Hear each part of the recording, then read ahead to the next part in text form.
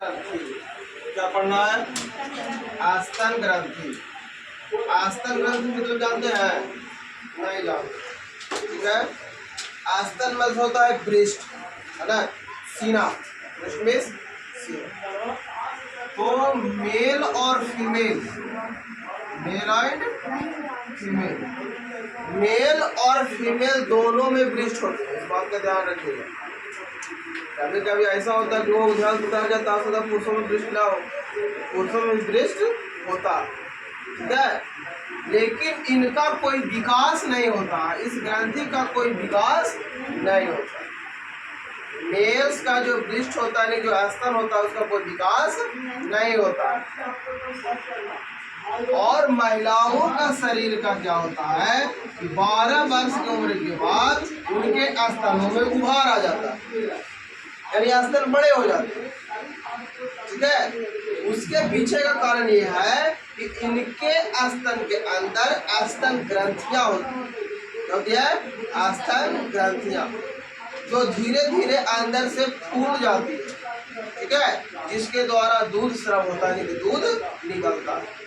उसी को हम लोग बोलेंगे क्या? स्तन ग्रंथियां। आज हम लोग पढ़ेंगे, इसको इंग्लिश में बोलते हैं मेमरी ग्लैंड। क्या बोलते हैं? मेमरी ग्लैंड, ठीक है। तो सबसे पहले हमने लिखा है कि अब स्तन ग्रंथियां क्यों, इसको क्यों पढ़ रहे हैं? क्योंकि इसमें हम लोग को देखना है दूध को, ठीक है।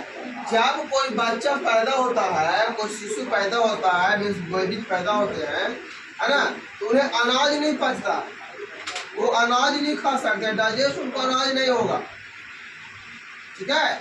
तो वो क्या खाएंगे? भूखे तो नहीं रहेंगे, भूखे तो मर जाएंगे, है ना। तो उनके लिए दूध होता है। क्या होता है? दूध। दूध के से उनको हर आवश्यकता की पूर्ति हो जाती है। बच्चे के अंदर दूध से हर आवश्यकता की पूर्ति हो जाता है। प्रोटीन भी मिल जाता है, वसा भी मिल जाता है, कार्बोहाइड्रेट भी मिल जाता है ना, विटामिन से मिल जाता है, मिनरल्स मिलता है, सारा चीज दूध से ही वो अपना करता है, जब तक कि भोजन ना करने लगे।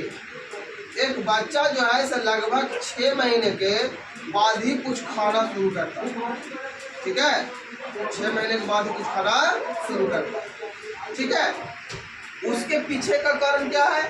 उसका शरीर का जो ऑर्गन्स है, डाइजेस्टिव सिस्टम्स है, वो उतना चीजों को पचाने का क्षमता नहीं रखता, वो पचा नहीं पाता, इसीलिए उसको दूध चलता है, ठीक है। और जब कोई बच्चा पैदा होता है तो सबसे पहले उसको जो दूध दिया जाता है वो माँ का दूध होता है, ठीक है, जिसको खील बोलते हैं। क्या बोलते हैं? खील, जो सबसे पहले महिला के शरीर से दूध निकलता है।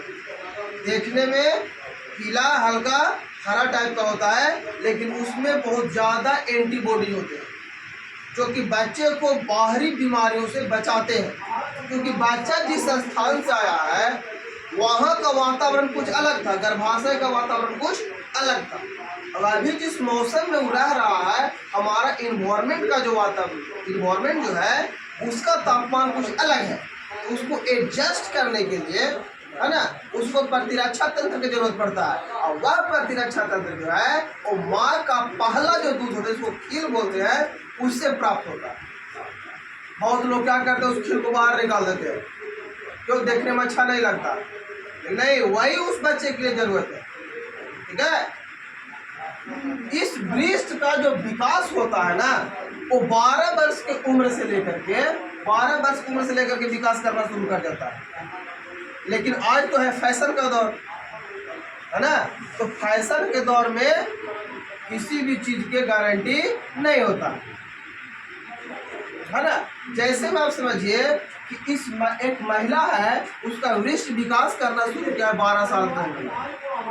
अब 12 साल की उम्र में मोबाइल देख करके या रील्स देख करके वो बहुत टाइट कपड़े पहनना शुरू कर देता है। जैसे कि पुरुषों के लिए बताए थे कि बहुत ज़्यादा टाइट जीन्स या अंडर गारमेंट जो है उसके शुक्राणु को, यानी वृषण को दबाने का काम करते हैं और शुक्राणु जल जाता है। वही काम होता है इनके साथ, महिलाओं के साथ। ब्रेस्ट में अत्यधिक मात्रा में कपड़े को डालना या टाइट कपड़े पहनने से क्या होता है कि यह ब्रेस्ट विकास नहीं कर पाता। अत्यधिक मात्रा में जब ब्रेस्ट विकास नहीं करता है तो उसमें से दूध नहीं निकलता है, तो क्या कहेगा? हमको दूध नहीं होता है तो बच्चा को कहाँ पिलाए? अब बच्चा के डिब्बा का दूध पिलाओ, अब बच्चा डिब्बा का दूध पीते डिब्बा बन जाएगा, बन जाएगा नहीं? जब डिब्बा का दूध पिया तो बच्चा डिब्बा बन जाएगा। जब कोई भी लड़ाई होगा तो क्या कहते हैं, माँ का दूध पिया तो मेरे पास आ जाओ, है? वो कहेगा हम तो पीवे नहीं पिए, हम तो डिब्बा का दूध पिए, हम कहाँ आ जाओ, है ना? तो इसकी ग्रंथियों को विकास करने के लिए इसको ढीला छोड़ा जाता है, टाइट कपड़े नहीं पहने जाते हैं, है ना? अब ज्यादा डिटेल्स में नहीं जाएंगे, डॉक्टर हम लोग खुद समझदार हैं, आप लोग देख लीजिएगा, है ना? तो कपड़े थोड़ा सा ढीला पहनना चाहिए 12 साल से लेकर के कम से कम 20 साल के एज तक, ठीक है? पहले के जमाने में ऐसे बेवकूफ लोग नहीं थे, शरीर का विकास होता था। आज कभी देखते थे डिब्बा दूध पीते हुए? माँ का दूध नहीं तो गाय का दूध, ठीक है? आजकल गाय के दूध बच्चा को नहीं पच रहा है, एंटीबॉडी तो खैर निकाल ही नहीं रहा है, ठीक है? आगे तो इसी को कहते हैं हम लोग आस्तन ग्रंथि, और इसी का ऐसे ही होता है विकास, ठीक है? अब देखिए कहता है कि आस्तन ग्रंथि सभी मादा स्तनधारियों का अभिलक्षण है। अब ऐसा नहीं कि आस्तन ग्रंथि पढ़ा रहे तो आस्तन ग्रंथि सिर्फ मनुष्यों में ही होगा, लड़कियों में ही होगा, महिलाओं में होगा, नहीं।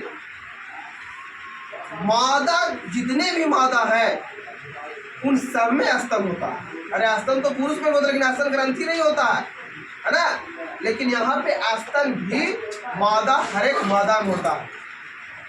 जैसे भेड़ का फीमेल वर्जन जो रहेगा, बकरी का, है ना, गोट्स का, आगे कौन, शेर का भी शेरनी होता है ना, गाय का, गाय तो गाय होता है, उसका मेल वर्जन होता है, साढ़ होता है ना, बैल होता है, उसका बुद्धि नहीं होता, ठीक है?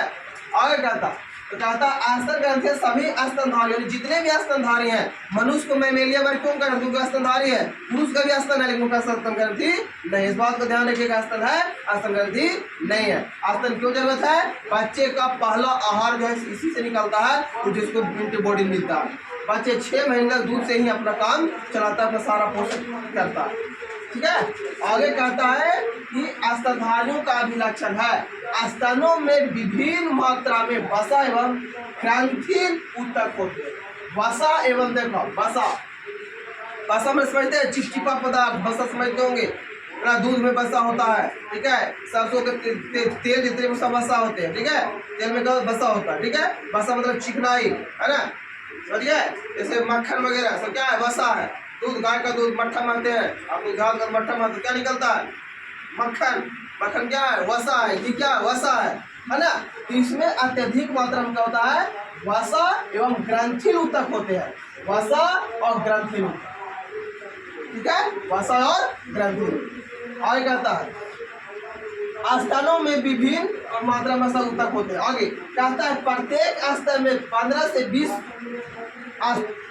ग्रंथिल ऊतक की पालियां होती है। देखिए ये जो दिख रहा है ना, ये आपको ऐसे दिख रहा है, जैसे ये कम से कम ही होगा तो 15 से 20 की संख्या होगा। कितनी संख्या होगा? 15 से 20 संख्या। क्या होगा? ग्रंथिल ऊतक। क्या होगा? ग्रंथिल ऊतक, है ना? कहता है ग्रंथिल ऊतक की पाली होती है। प्रत्येक पाली में कुपिकाएं कोशिकाएं होते हैं। कुपिका कोशिकाएं, कुपिका कोशिका। जब आप लोग को 10th क्लास में फेफड़ा के बारे में पढ़ाए थे, श्वसन तंत्र बताए थे, तो बताए थे कि फेफड़ा में जो है इस प्रकार का फेफड़ा जिसमें कुपिकाएं बन जाती है। इस कुपिकाओं में क्या रहता था? ऑक्सीजन, है ना, जो हम लोग श्वसन करते हैं, जो खींचते हैं, तो फेफड़ा कुपिकाओं में जाता है। कुपिकाओं से कौन लेके जाता है? रक्त लेके जाता है, खून लेके जाता है, ठीक है? तो यहाँ पे इस कुपिकाओं में क्या है? लगभग कहता है कि कुपिकाएं कोशिकाओं के समूह होते हैं। यह कुपिका दूध स्राव करती है।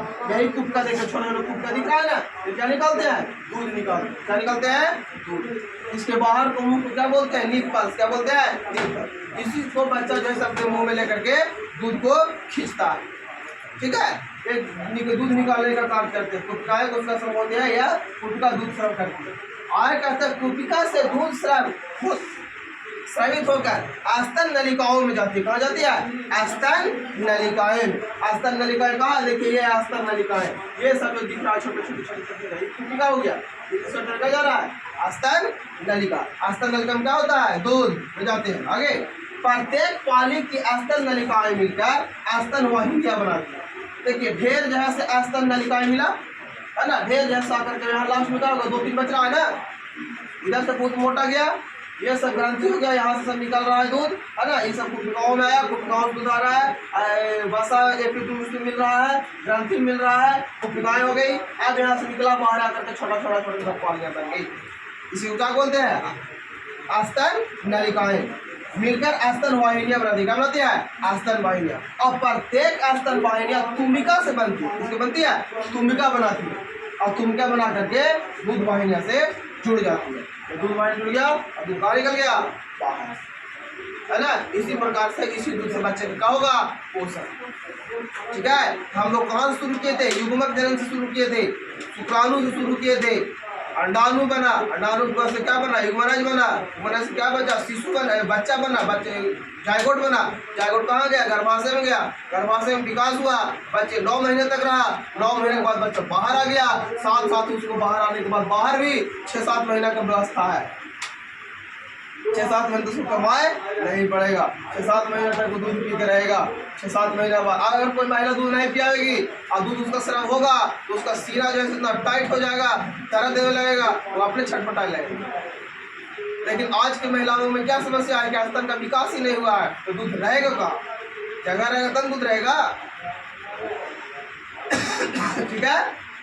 चलिए, तो इसको आप लोग बढ़िया से डिटेल कर लीजिएगा, नोट्स तैयार कर लीजिएगा। बस आज इतना ही, कल देखेंगे मादा का युग्मक जनन। बस।